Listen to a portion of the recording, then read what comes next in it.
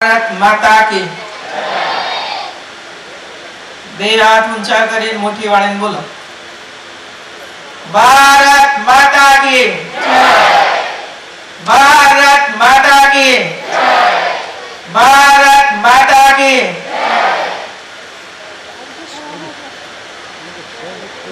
રાજ્યના આરોગ્ય મંત્રી ભાઈ શ્રી નીતિનભાઈ પટેલ, बीजा मारा मंत्री श्री रमणभाई वोरा, सांसद श्री दीपसिंहभाई, जिला पंचायत प्रमुख बहन श्री शांताबेन पटेल,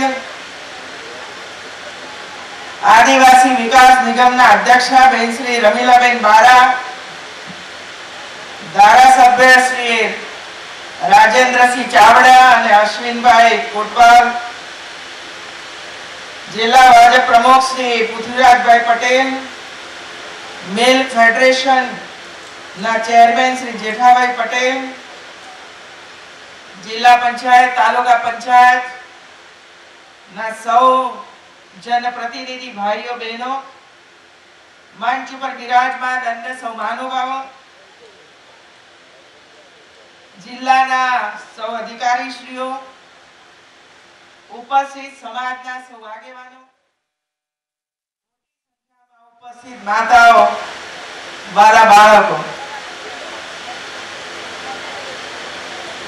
મને લાગે છે કે અત્યાર સુધીમાં ખેડ બ્રહ્મામાં જેટલા પણ સંમેલનો થયા હશે એમાંથી સૌથી મોટામાં મોટું સંમેલન આ દેખાય છે।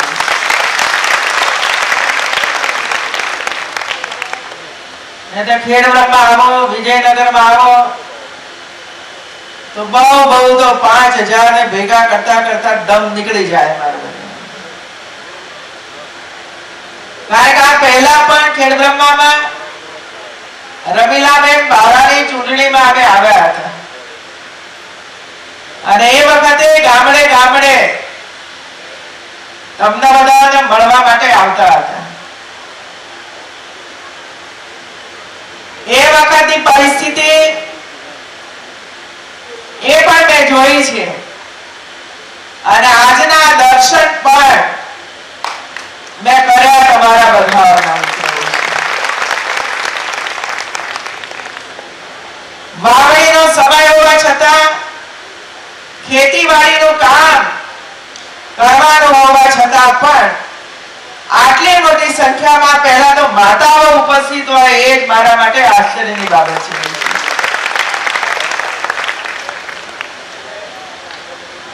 અને એટલે આજે તમારા માટે ખેડ બ્રહ્માની અંદર જ આસપાસના વિસ્તારના નાગરિકો, ભાઈઓ, બહેનો અને બાળકોને આરોગ્યની તમામ સેવાઓ ઉપલબ્ધ બને એના માટેનો પ્રયાસ થયો। 150 પથારી ધરાવતી હોસ્પિટલનું આપણે હવે પછી ઉદ્ઘાટન કરીશું। આ હોસ્પિટલની તમામ વ્યવસ્થાઓ અને આરોગ્યની સેવાઓની વાત આરોગ્ય મંત્રી શ્રી આ બધાની વચ્ચે કરી છે। હું તો એટલું જ કહીશ આ બધાને કે રાજ્ય સરકારે જ્યારે આટલી સુંદર વ્યવસ્થાઓ આપણા માટે કરી છે ત્યારે એનો લાભ ખેડ બ્રહ્મા સહિત તમામ તાલુકાઓની અંદર વસતા નાગરિકો જલ્દીથી એની સેવા પ્રાપ્ત કરશે તો એમનું જીવન બચી જશે। આટલી જ વાત એમાં હું ઉમેરું છું। અહીં ઘણા બધા ભાઈ બહેનો સ્ટેજ ઉપર આવ્યા, राज्य सरकार तरफ एमने कई न कई साधन सहाय आपवामां आवे। मित्रों, मने याद छे के नरेंद्रभाई मोदीना समयमां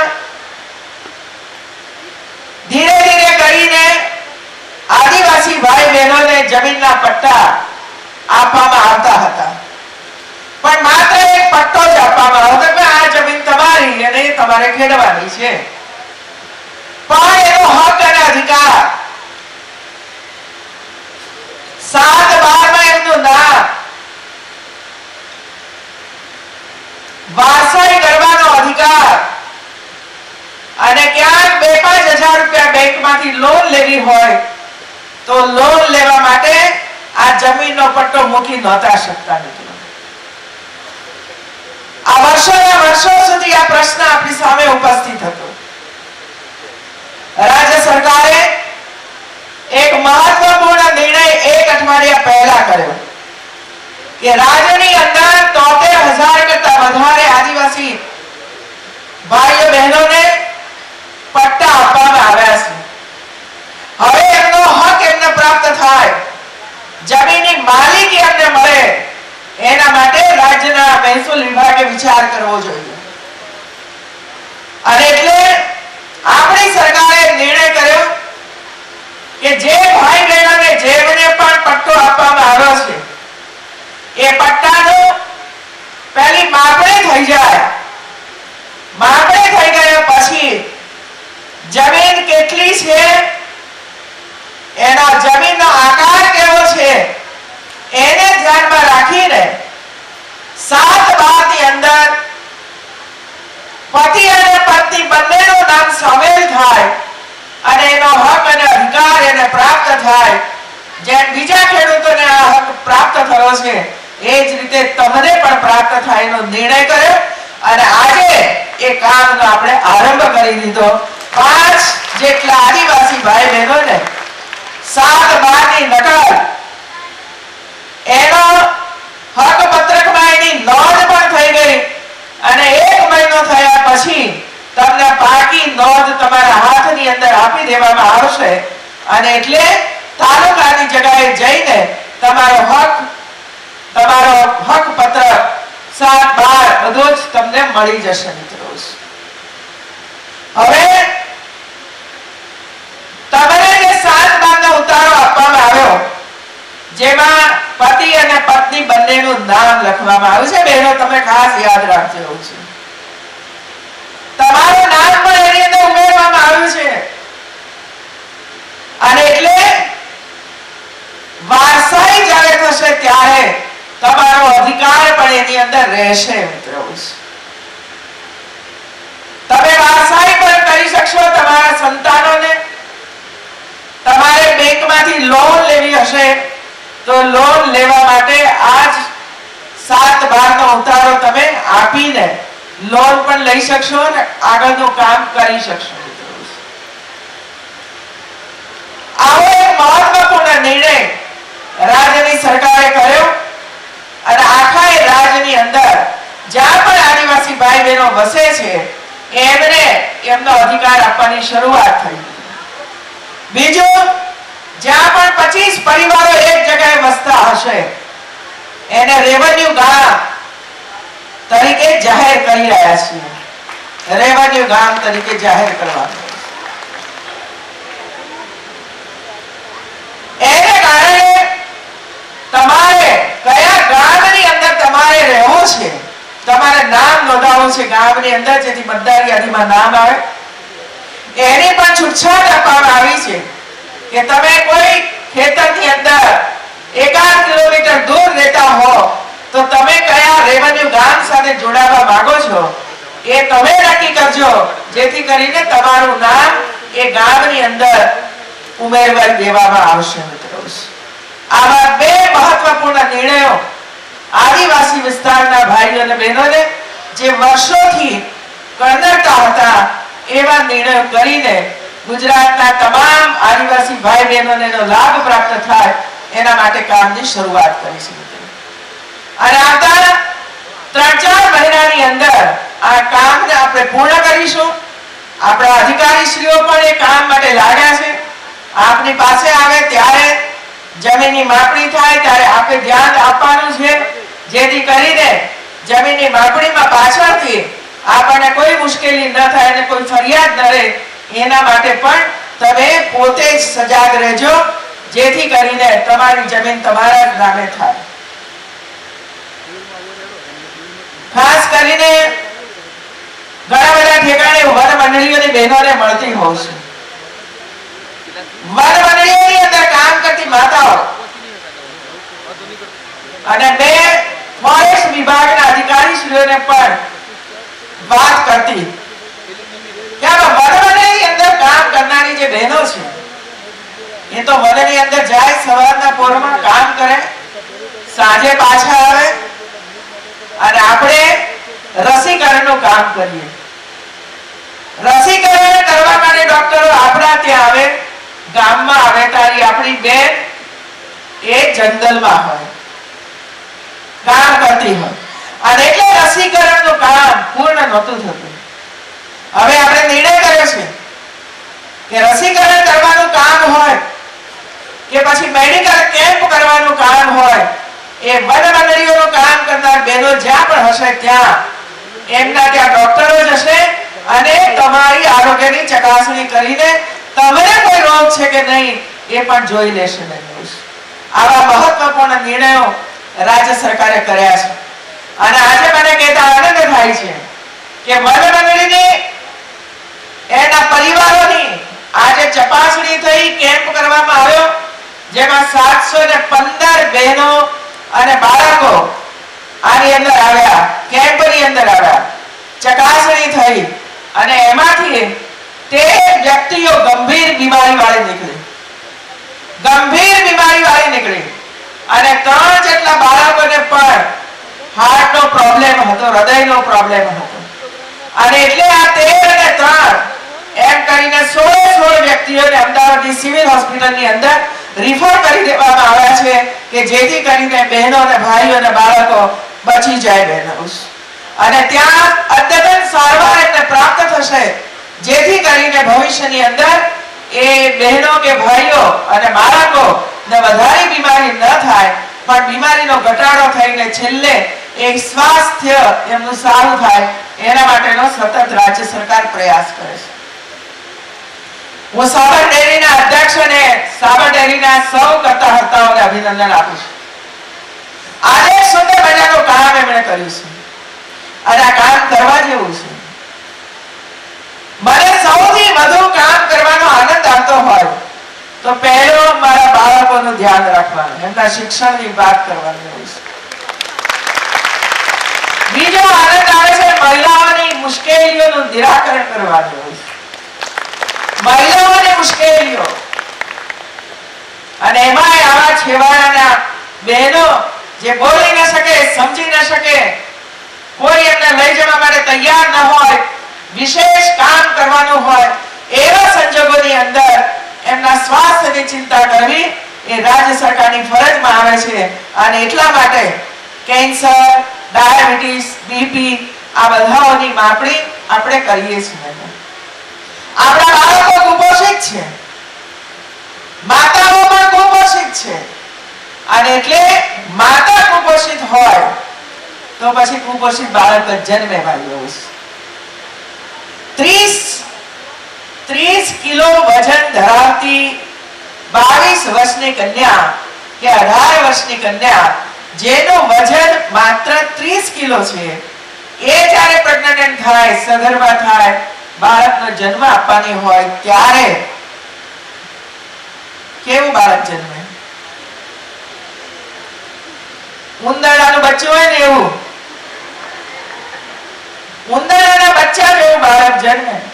હવે એને મોટું કરવાનું, માદું રહે, વારંવાર બીમાર પડે, અને પાછા આપણે તો બધા કેવા, તાવ આવે તો દવાખાને ન જઈએ ભાઈ, આપણે તો મંદિરમાં જઈએ, અને ક્યાંક સાધુ સંત ક્યાંક પાદે દોરો ફૂંકીને કે જાઓ બે દોરો ગળામાં બાંધી દેજો, અથવા દોરો હાથે બાંધી દેજો, દીકરો કે દીકરી સાજું થઈ જશે.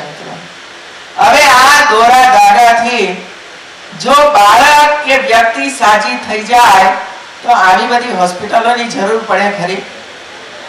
બેનો જરૂર પડે? અને છતાંય તમે તો ત્યાં જ જાઓ છો ને? જાઓ છો? હાથ ઊંચો કરી ના પડે તો સાચું બોલજો.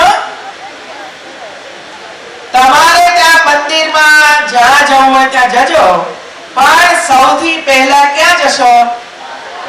દવાખાને. સૌથી પહેલા દવાખાને પહોંચો. દવા ઉપાય છે બહેનો બાળકને બચાવવા માટે કે આપણે બચવું હોય તો. હવે આપણે આના માટે એક જબરજસ્ત અભિયાન ચલાવીશું. રાજ્યના 43 લાખ કરતા વધારે બાળકોનું સ્ક્રીનિંગ થયું, એટલે કે એનું વજન માપ્યું, એની ઊંચાઈ માપી, એનું શરીર બરાબર મજબૂત છે કે નહીં એ માપ્યું, આ બધું માપ્યું. અને હવે જે બાળકો કુપોષિત નીકળ્યા છે એવા બાળકોને હોસ્પિટલમાં લઈ જઈ સારામાં સારી સારવાર આપવાનું કામ આરોગ્ય વિભાગે શરૂ કર્યું છે. તો આપણે બાળકોને બચાવવા છે, પણ બીજી બાજુએ આવા બાળકો સગર્ભા માતાઓને પણ સારો ખોરાક મળવો જોઈએ, બરાબર 9 મહિના સુધી તો મળવો જોઈએ. હવે 9 મહિના સુધી ઘરમાં આવક ના હોય, સાધનો ના હોય તો ક્યાંથી લાવીને ખવડાવે? આજે સાબર ડેરીએ એક ઉત્તમ કામ શરૂ કર્યું છે કે ખેડબ્રહ્મા, પોશીના અને વિજયનગરની અંદર જેટલી પણ આંગણવાડીઓ આવેલી છે એ તમામ આંગણવાડીઓની અંદર 1 કિલો શુદ્ધ ઘી આપવામાં આવશે. 1 કિલો શુદ્ધ ઘી આપવામાં આવશે. આ શુદ્ધ ઘી મળે એટલે બાળકોને જરા શીરો ને વગેરે કરીને ખવડાવજો. સગર્ભા માતાને પણ એમાંથી સારું ભોજન કરીને જમાડજો. આવા સમાજના આગેવાન કોઈ ફ્રૂટ્સ આપી જાય છે, કોઈ શાકભાજી આજે આપી ગયા, કોઈ દૂધ ફ્લેવર દૂધ આપી ગયા, તો કોઈએ 1 કિલો ઘી પણ આપ્યું. મિત્રો પણ હું તો સાબર ડેરીને કહીશ ભાઈ, સૌથી મોટામાં મોટી સાબર ડેરી અને 3 તાલુકાની અંદર ઘી આપે અને બીજાને અન્યાય કરે એવું કેવું ચાલે? ચાલે એવું? ચાલે? ડેરીઓ ઘણો બધો નફો કરે છે ભાઈ, અને થોડો નફો ઓછો થઈ જશે તો વાંધો નહીં આવે.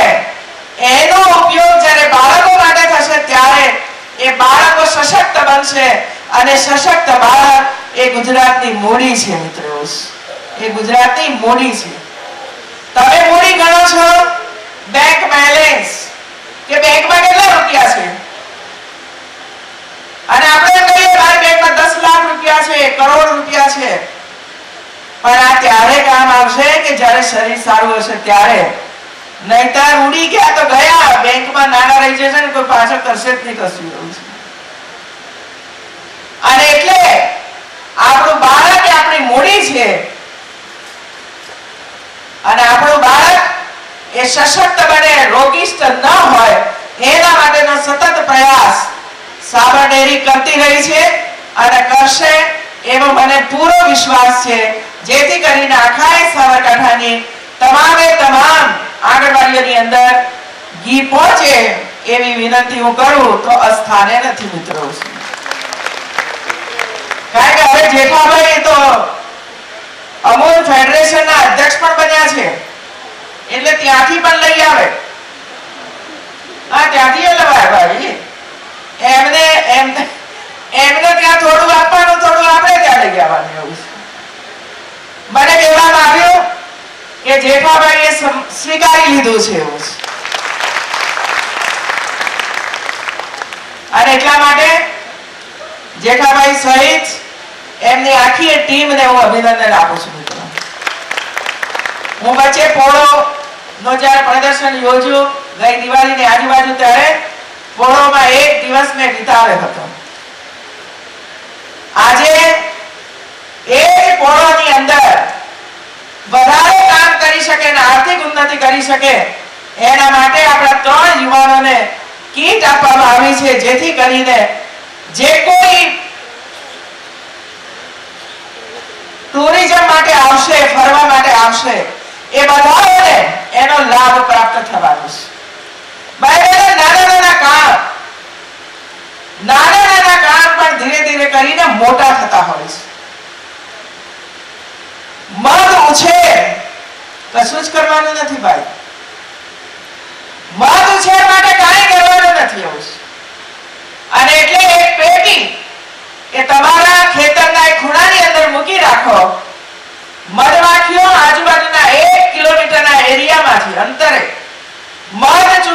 આવશે અને એમાંથી મધ બનાવશે અને આ મધ કેટલા રૂપિયે વેચાય છે તમને ખબર છે? મને તો અહીં કેટલું કિંમત છે મને ખબર નથી, પરંતુ હું બનાસકાંઠામાં ગઈ ત્યારે જે મધ મને એમણે આપ્યો હતો, આટલું બધું મધ ભરીને મને આપ્યું હતું, મને એ કહ્યું એમણે કે અમારા આ મધની કિંમત 1 કિલોના 350 રૂપિયા છે. 1 કિલોના 350 રૂપિયા. આટલું મોંઘું મધ કાંઈ કામ કરવાનું નથી, માત્ર એક પેટી મૂકી રાખવાની છે, બીજું કાંઈ નહીં, બાકીનું બધું જ કામ મધમાખીઓ કરી દેશે. કેસુડો આપણે આ બહેનો બની કેસુડાના ફૂલ ભેગા કરે છે અને મેં અમારા અધિકારીઓને કહ્યું છે બહેનો અત્યાર સુધીમાં કેસુડાના ફૂલ ભેગા કરે, સૂકવે, પછી એને કૂટીને ચાળીને એમાંથી પછી ભૂકો બનાવી અને ડબ્બામાં ભરીને વેચતી હતી. એમાંથી આગળ વધારીને કલેક્ટર અને એમની ટીમે મશીન આપ્યા, જ્યાં ઘઉં દળવાના મશીનો હોય, બાજરી દળવાનું મશીન, એવા મશીન આજે બહેનોને આપ્યા છે કે જે મશીનની અંદર એ કેસુડાના ફૂલ નાખશે અને તરત જ એનો ભૂકો થઈ જશે અને એ જ એનું વેલ્યુ એડિશન થશે. હવે આગળ એનાથી હું એ કહેવા માંગીશ કે આ બધા બહેનો જે કેસુડામાંથી બનાવે છે ભૂકો, એનો ઉપયોગ ઉનાળાની અંદર નાહવા માટે થતો હોય છે. ગરમી ખેંચી લેતું હોય છે, નાના બાળકોને નવડાવવાને કારણે ગરમીની અંદર જે ગરમી નીકળે છે ગરમી થતી નથી હોતી અને એટલા માટે અમદાવાદ જેવા મોટા શહેરોની અંદર આ કેસુડાના ફૂલનો ભૂકો વેચવા માટે, પાવડર વેચવા માટે મોટું માર્કેટ ઊભું કરવા માટે મને કહેશો તો અમે ત્યાં તમને માર્કેટ ઊભું કરી આપીશું, જેથી કરીને અમદાવાદની બહેનો આવે, તમારો પાવડર ખરીદે, ઘરે લઈ જાય અને એમના બાળકોને રોજ નવડાવે. એમાંથી રોજ તો અહીં કેસુડા, અહીં બહેનો પાવડર બનાવે, અમદાવાદની અંદર વેચાણ કરે તો એમને પણ આર્થિક ઉન્નતિ થઈ શકે છે, પૈસા કમાઈ શકે છે. કોઈ બહેન ભણેલી ગણેલી ન હોય તો આ પ્રકારની આવડત પણ એની અંદર હોય છે, જેથી કરીને બહેનો પોતાની રીતે પોતાનો વ્યવસાય કરી શકે છે. નાના વ્યવસાય કેવી રીતે શોધવામાં આવે છે એની માત્ર હું ઉલ્લેખ કરું છું આપની વચ્ચે.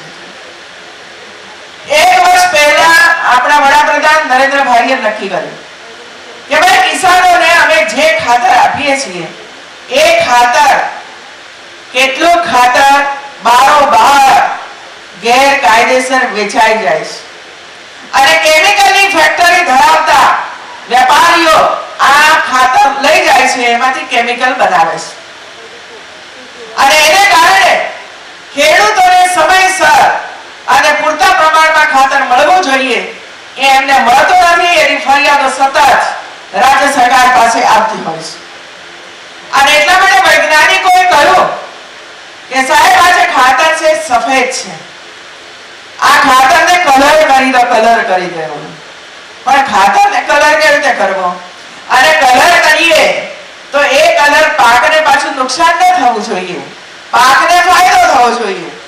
તો વૈજ્ઞાનિકોએ શોધી કાઢ્યું કે આ લીમડાની લીંબોળીઓ છે, એ લીંબોળીઓને પીલીને એની અંદરનું જે તેલ નીકળે એ તેલના દ્વારા આ ફર્ટિલાઇઝરને તમે કોટેડ કરી નાખો, જેથી કરીને ખાતર કલર વાળું થઈ જશે અને કોઈ પણ બારોબાર આ ખાતરને વેચી નહીં શકે, કારણ કે બધાને ખબર પડી જશે કે આ ખાતર તો પેલાના માટે આપેલું છે, કેમિકલ માટે નથી અને એમાંથી કેમિકલ પણ નહીં બનાવી શકાય, કારણ કે એના ઉપર લીંબોળીનો રસ આવી ગયો છે, એટલે દવાઓ પણ નહીં બનાવી શકે. હવે આ લીંબોળીઓનું શું કરવાનું, ક્યાંથી લાવવાનું? બહેનો, મારે એ કહેવું છે તમને બધાઓને, બહેનોને ઠેર ઠેર ગામડાઓમાં ભેગા કરી અને એમને કહેવામાં આવ્યું કે તમારી આજુબાજુ જેટલા પણ લીમડા છે એની લીંબોળીઓ ભેગી કરો. લીંબોળીઓ ભેગી કરીને જીએનએફસી આપણી મોટી કંપની છે, એ કંપની એ લીંબોળીઓ ખરીદી લેશે.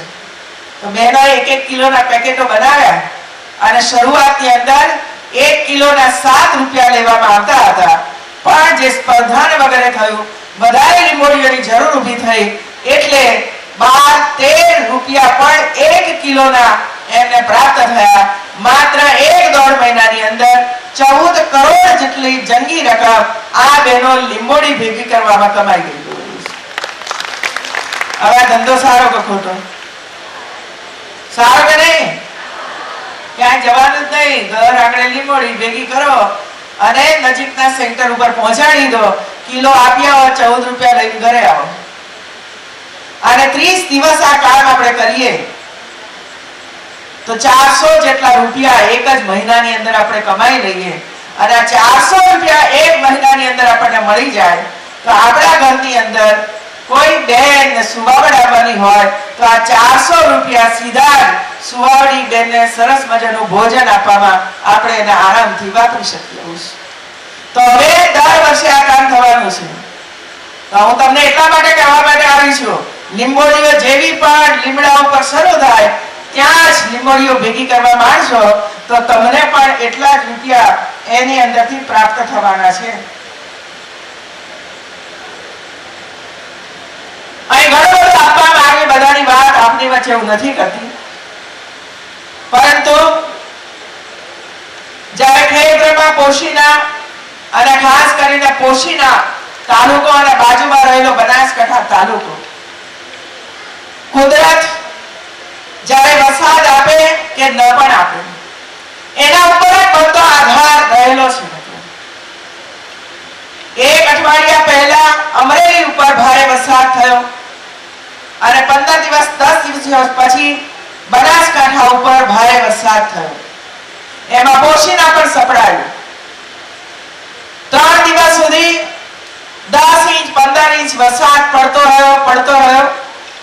રાજસ્થાનની અંદર આબુની આજુબાજુ થયેલો વરસાદ એ પણ બનાસકાંઠાની અંદર પ્રવેશ થયો અને આપણા જે ડેમ વર્ષોથી નહોતા ભરાતા એ ડેમ પણ ભરાયા અને ડેમ પર ઓવરફ્લો થયા. આ બધું જ પાણી એ બનાસકાંઠાની અંદર આવ્યું, પોશીનાની અંદર આવ્યું. આ બધાને મદદ કરવા માટે રાજ્ય સરકારે પેકેજ તો જાહેર કરી દીધું. આપણે બધા જ એમને જે કંઈ મળવા માટે સહાયો હતી એ સહાયો પણ આપણે આપીશું. જે જમીનો ધોવાઈ, જમીનમાં ખાડા પડ્યા, નાણાં ઉભા થયા, આ બધું જ રાજ્ય સરકારની સહાયથી અત્યારે એ કામ થઈ રહ્યું છે. સર્વેનું કામ પણ થઈ રહ્યું છે. પોશીનાની અંદર પણ ભારે વરસાદને કારણે ઠેર ઠેર પાણી ભરાયા, રસ્તાઓ ધોવાયા, બ્રિજ પણ ધોવાયા, કેટલાક પશુઓના મૃત્યુ પણ થયા. એક વ્યક્તિ ડૂબવાની હતી એને પણ તમે બધા ભેગા મળીને બચાવી લીધી. આ બધું સુંદર મજાનું કામ આ બધાના સહકારથી પૂર્ણ કર્યું. પણ જે રોડ વગેરે ધોવાયા છે, જે બ્રિજ ધોવાઈ ગયા છે યા તૂટી ગયા છે, એનું સમારકામ તો થઈ રહ્યું છે, પરંતુ જરૂર પડશે કે નવા બ્રિજ બાંધવાની આવશ્યકતા લાગશે તો માર્ગ અને મકાન એનો સર્વે કરીને આગળ એનું કામ જરૂર કરશે. મિત્રો, એટલો આ રાજ્ય સરકાર ઉપર ભરોસો કરજો. બાળકો હોય, યુવાનો હોય, માતાઓ હોય કે સિનિયર સિટીઝનો હોય, રાજ્યની 6 કરોડની પ્રજા એની સેવા કરવાનો અવસર જ્યારે આપણી પાર્ટી અમને બધાને આપ્યો છે ત્યારે અમારી પણ ફરજ બને છે કે 6 કરોડની પ્રજાની વચ્ચે જઈને એમના પ્રશ્નોને સાંભળીએ, એમના દુઃખ અને દર્દને જાણીએ અને એમને પૂરી મદદ કરવા માટેનો પ્રયાસ કરીએ.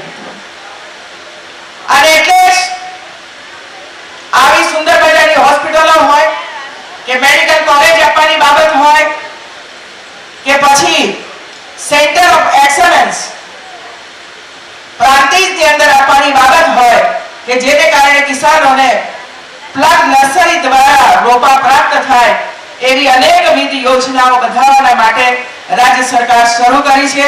ભવિષ્યની અંદર પણ જે જરૂર પડશે તે આ રાજ્ય સરકાર કરવા માટે કટિબદ્ધ છે. મિત્રો, રાજ્ય સરકાર કરવા માટે કટિબદ્ધ છે.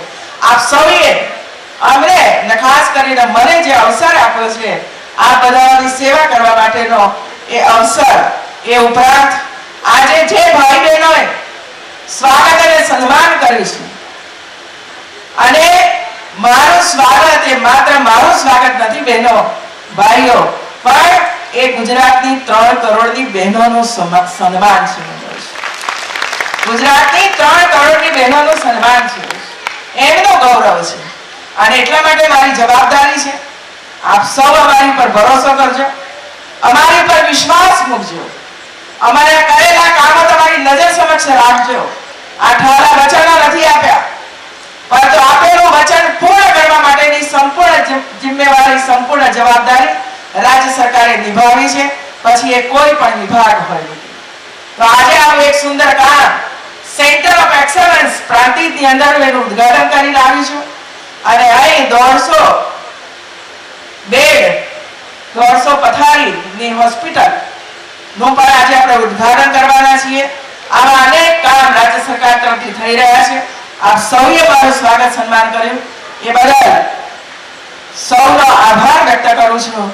અને આવતા વર્ષોમાં આપણે સૌનો સાથ, સૌનો વિકાસના મંત્ર લઈને ચાલીએ, ખભે ખભા મિલાવીને ગુજરાત દેશનું એક અગ્રીમ હરોળનું રાજ્ય બનવા જઈ રહ્યું છે, એમાં પણ આપણું યોગદાન આપીએ. એ જ અભ્યર્થના. જય જય ગરવી ગુજરાત, જય જય ગરવી ગુજરાત.